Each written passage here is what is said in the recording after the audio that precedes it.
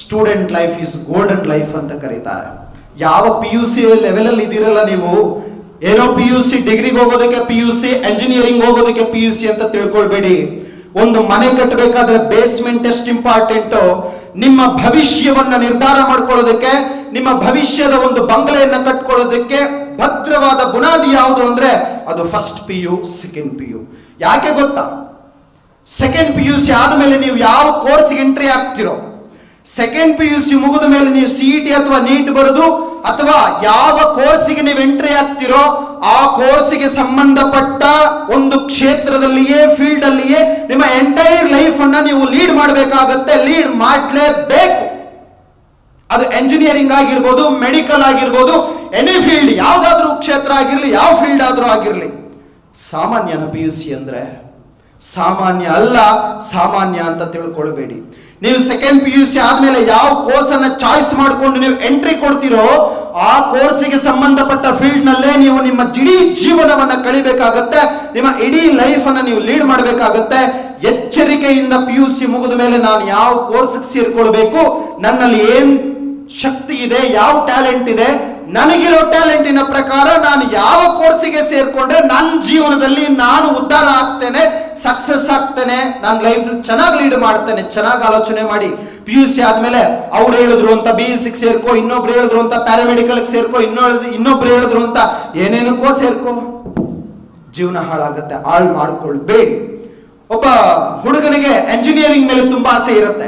ಅಪ್ಪ ಅಮ್ಮ ದುಡ್ಡಿದೆ ಅಂತ ಹೇಳಿ ಮೆಡಿಕಲ್ ಸೇರಿಸ್ಬಿಡ್ತಾರೆ. ಅವನು ಆಪರೇಷನ್ ಥಿಯೇಟರ್ ಅಲ್ಲಿ ಇದ್ದಾಗ ಅವನ ಗಮನ ಎಲ್ಲ ಎಂಜಿನಿಯರಿಂಗ್ ಕಾಲೇಜ್ ಕ್ಯಾಂಪಸ್ ನಲ್ಲಿ ಓಡಾಡ್ತಾ ಇರುತ್ತೆ. ಇನ್ನೊಬ್ಬರಿಗೆ ಮೆಡಿಕಲ್ ಮಾಡಬೇಕು ಅಂತ ತುಂಬಾ ಇಷ್ಟ, ಓದಿಲ್ಲ, ನೀಟ್ ಬರೆದಿಲ್ಲ, ಉಡಾಫೆ ಹೊಡ್ಕೊಂಡು ಅಲ್ಲಿ ಇಲ್ಲಿ ಜಂಗ್ಲಿ ಹೇಳ್ಕೊಂಡಿದ್ರು, ಟೈಮ್ ಪಾಸ್ ಮಾಡ್ಕೊಂಡು, ಟೈಮ್ ವೇಸ್ಟ್ ಮಾಡ್ಕೊಂಡು ಕೊನೆಗೆ ಅವರು ದುಡ್ಡು ಕಟ್ಟಿ ಸೇರ್ಕೊಂಡ್ರು. ಆವಾಗ ಎಂಜಿನಿಯರಿಂಗ್ ಕಾಲೇಜಲ್ಲಿ ಫೀಲ್ಡ್ ಅಲ್ಲಿ ಇದ್ದಾಗ ಅವ್ರ ಮನಸ್ಸೆಲ್ಲ ನಾನು ಡಾಕ್ಟರ್ ಆಗ್ಬೇಕಿತ್ತು, ಬಿಳೆ ಕೋಟ್ ಹಾಕೊಂಡ್ರು ಅವ್ರನ್ನೆಲ್ಲ ನೋಡ್ತಾ ನಾನು ಡಾಕ್ಟರ್ ಆಗ್ಬೇಕಿತ್ತು ಅಂತ ಅನಿಸ್ತಾ ಇರುತ್ತೆ. ದಯವಿಟ್ಟು ನಿಮ್ಮ ಆಯ್ಕೆ ನಿಮ್ಮ ಕೈಯಲ್ಲೇ ಇದೆ. ಫಸ್ಟ್ PU, ಸೆಕೆಂಡ್ PU ಇಬ್ಬರು ಇರೋದ್ರಿಂದ ಹೇಳ್ತಾ ಇದ್ದೇನೆ, ದಯವಿಟ್ಟು ಹೇಳ್ತಾನೆ, ನಿಮ್ಮ ಗುರಿ ನಿಮ್ಮ ಗಮ್ಯದ ಕಡೆ ಇರಲಿ. ಕಸ್ತೂರಿ ಮೃಗಗಳನ್ನ ನೀವು ಕೇಳಿರ್ತೀರ. ಕಸ್ತೂರಿ ಮೃಗ ಅಂದ್ರೆ ಅದೊಂದು ಜಿಂಕೆಯ ಒಂದು ಪ್ರಭೇದ. ಅದ್ರ ಮೈಯಿಂದ ಒಂದು ಸುಗಂಧ ಭರಿತವಾದ ಸುವಾಸನೆ ಹೊರಸೂಸ್ತಾ ಇರುತ್ತೆ. ಬ್ಯೂಟಿಫುಲ್ ಡೆಫಿನೇಷನ್ ಮತ್ತೆ ಒಂದು ಅದ್ಭುತ ಉದಾಹರಣೆ ನಿಮ್ಗೆ. ಆ ಕಸ್ತೂರಿ ಮೃಗಗಳ ಗುಂಪು ಒಂದು ಕಾಡಿನಲ್ಲಿ ಏನ್ ಮಾಡ್ತು ಅಂದ್ರೆ, ಗಮ್ ಅಂತ ಇದೆ, ಎಲ್ಲಿಂದ ಸುವಾಸನೆ ಬರ್ತಾ ಇದೆಯಲ್ಲ ಅಂತ ಹುಡ್ಕೊಂಡು ಹೊರಟು. ಎಲ್ಲಾ ಕಸ್ತೂರಿ ಮೃಗಗಳು ಹೋಗ್ತಾ ಹೋಗ್ತಾ ನೋಡ್ತು. ಕೊನೆಗ ಸುವಾಸನೆ ಎಲ್ಲಿ ಬರ್ತಾ ಇದೆ ಅಂತ ಗೊತ್ತಿಲ್ಲದೆ ಎಲ್ಲವೂ ಸುಮ್ಮನಾಯ್ತು. ಆದ್ರೆ ಆ ಗುಂಪಿನಲ್ಲಿದ್ದ ಒಂದೇ ಒಂದು ಕಸ್ತೂರಿ ಮೃಗ ಮಾತ್ರ ಸೈಲೆಂಟ್ ಆಗಿ ಒಂದ್ ಕಡೆ ಹೋಗಿ ಒಂದು ಮರದ ಕೆಳಗೆ ಕುತ್ಕೊಳ್ತು. ತನ್ನ ಎಲ್ಲ ಕಾನ್ಸಂಟ್ರೇಷನ್ ಅನ್ನ ಒಂದು ಕಡೆ ಕೇಂದ್ರೀಕರಿಸ್ತು. ಆವಾಗ ಅದು ಗೊತ್ತಾಯ್ತು, ಈ ಸುಗಂಧ ಎಲ್ಲಿಂದ ಬರ್ತಾ ಇದೆ, ಬೇರೆ ಕಡೆಯಿಂದ ಅಲ್ಲ, ನನ್ನ ಮೈಯಿಂದನೇ ಈ ಸುಗಂಧ ಬರ್ತಾ ಇದೆ ಅಂತ ಗೊತ್ತಾಯ್ತು. ಎಲ್ಲ ಕಸ್ತೂರಿ ಮೃಗಗಳನ್ನ ಕರೆದು, ನಾವೆಲ್ಲ ಹುಡುಕ್ತಿದೀವಲ್ಲ, ಸುಗಂಧ ಬೇರೆ ಎಲ್ಲೂ ಬರ್ತಿಲ್ಲ, ನೋಡಿ ನನ್ನ ಮೈಯಿಂದನೇ ಬರ್ತಾ ಇದೆ ಅಂತ ತನ್ನ ಮೈಯನ್ನ ತೋರಿಸ್ತು. ಆಗ ಎಲ್ಲ ಕಸ್ತೂರಿ ಮೃಗಗಳು ಏನ್ ಮಾಡ್ತು ಅಂದ್ರೆ, ಆ ಕಸ್ತೂರಿ ಮೃಗದ ಮೈಯನ್ನ ಮೂಸಿ ನೋಡಿ, ಓ ಹೌದು, ನಿನ್ನ ಮೈಯಿಂದನೇ ನಾವು ಹುಡುಕ್ತಾ ಇರೋ ಕಸ್ತೂರಿ ಸುವಾಸನೆ ಬರ್ತಾ ಇದೆ, ಯು ಆರ್ ದಿ ಗ್ರೇಟ್, ನೀನೇ ನಿಜವಾದ ಅದ್ಭುತ ಮೃಗ ಅಂತ ಹೇಳಿ ಅದಕ್ಕೆ ಕಾಲಿಗೆ ಬಿದ್ಬಿಟ್ಟು ಅಲ್ಲಿಂದ ಅದನ್ನ ಅಪ್ರಿಶಿಯೇಟ್ ಮಾಡ್ಬಿಟ್ಟು ಹೋದು. ಆದರೆ ಆ ಎಲ್ಲಾ ಕಸ್ತೂರಿ ಮೃಗಗಳು ಕೂಡ ನಮ್ಮ ಮೈಯಿಂದನೂ ಕಸ್ತೂರಿ ಬರುತ್ತೆ ಅಂತ ಯಾವತ್ತಿಗೂ ಆಲೋಚನೆ ಮಾಡೇ ಇರಲಿಲ್ಲ. ನಮ್ಮ ಊರಿನವರೊಬ್ಬರು AS ಆದ್ರು, ನಮ್ಮ ಪಕ್ಕದ ಬೀದಿಯವರೊಬ್ಬರು KS ಆದ್ರು, ನಮ್ಮ ಪಕ್ಕದ ಮನೆಯವರೊಬ್ಬರು ಡಾಕ್ಟರ್ ಆದ್ರು, ನಮ್ಮ ಪಕ್ಕದ ಊರಿನವರು ಒಬ್ರು ಡಿಸ್ಟ್ರಿಕ್ಟ್ ಕಮಿಷನರ್ ಆದ್ರು, ನಮ್ಮ ಪಕ್ಕದ ತಾಲೂಕಿನವರೊಬ್ಬರು ಪೊಲೀಸ್ ಕಮಿಷನರ್ ಆದ್ರು. ಅದಾದ್ರು ಇದಾದ್ರು ಅಂತ ಹೇಳ್ಕೊಳ್ತಾ ಇರ್ತೇವೆ, ಕೇಳ್ತಾ ಇರ್ತೇವೆ, ನಾವು ಹೇಳ್ತಾ ಇರ್ತೇವಲ್ಲ, ನೀವು ಆಗದ್ ಯಾವಾಗ? ಎಲ್ಲರಿಗೂ ಉದಾಹರಣೆ ಕೊಡ್ತಿರಲ್ಲ, ಹೇಗೆ ಕಸ್ತೂರಿ ಮೃಗದ ಮೈಯಿಂದ ಬಂದಂತ ಸುವಾಸನೆ ಬೇರೆಲ್ಲ ಕಸ್ತೂರಿ ಮೃಗಗಳಲ್ಲಿ ಇರುತ್ತೋ ಇದೆಯೋ, ಬೇರೆ ಯಾರ್ಯಾರೋ ಏನೇನೋ ಸಾಧನೆ ಮಾಡ್ತಾರಲ್ಲ ನಿಮ್ಮ ಕಣ್ಣಿನ ಮುಂದೆ, ಅಂತಹ ಸಾಧನೆಗಳನ್ನ ಮಾಡೋ ಶಕ್ತಿ ತಾಕತ್ತು ನಿಮಗಿಲ್ವಾ? ಖಂಡಿತವಾಗಿಯೂ ಇದೆ.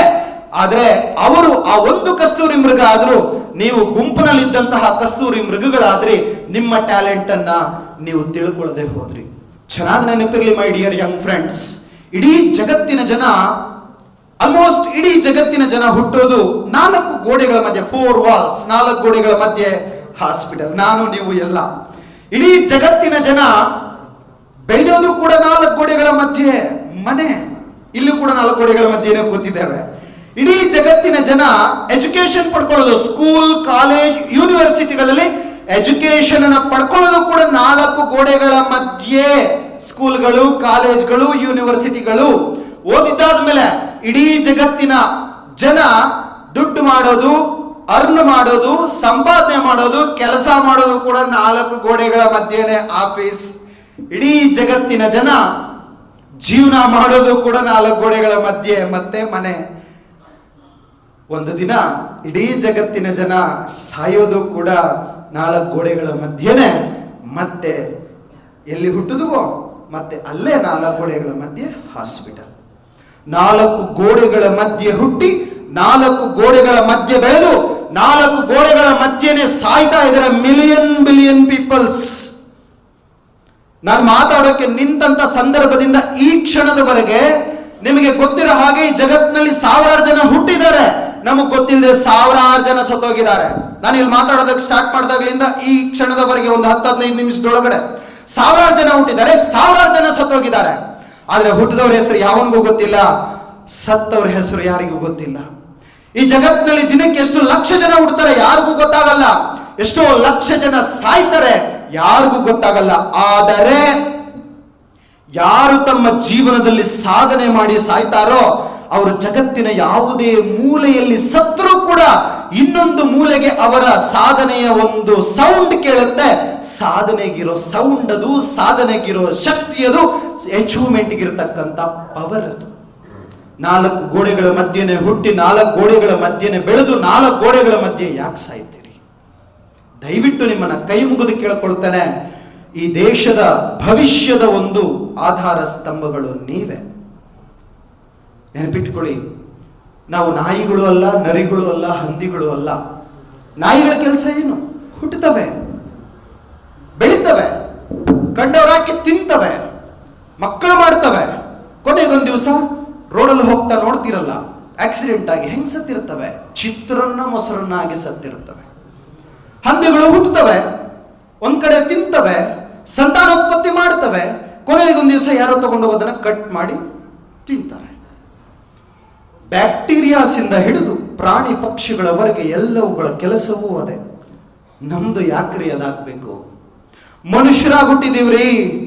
ಪ್ರಪಂಚದ ಯಾವ ಪ್ರಾಣಿ ಪಕ್ಷಿ ಬ್ಯಾಕ್ಟೀರಿಯಾಗೂ ಇಲ್ಲದೆ ಇರತಕ್ಕಂಥ, ವೈರಸ್ಗೂ ಇಲ್ಲದೆ ಇರತಕ್ಕಂಥ ಶಕ್ತಿ, ಅಂತ ವೈರಸ್ ಅನ್ನೇ ತಡ್ಕೊಂಡು ಬದುಕ್ತಕ್ಕಂಥ ಶಕ್ತಿ ಇರ್ತಕ್ಕಂಥ ಮನುಷ್ಯರಾಗಿ ಹುಟ್ಟಿದೀವ್ರಿ. ಯಾಕ್ರಿ ಸಾಧನೆ ಮಾಡಬಾರ್ದು?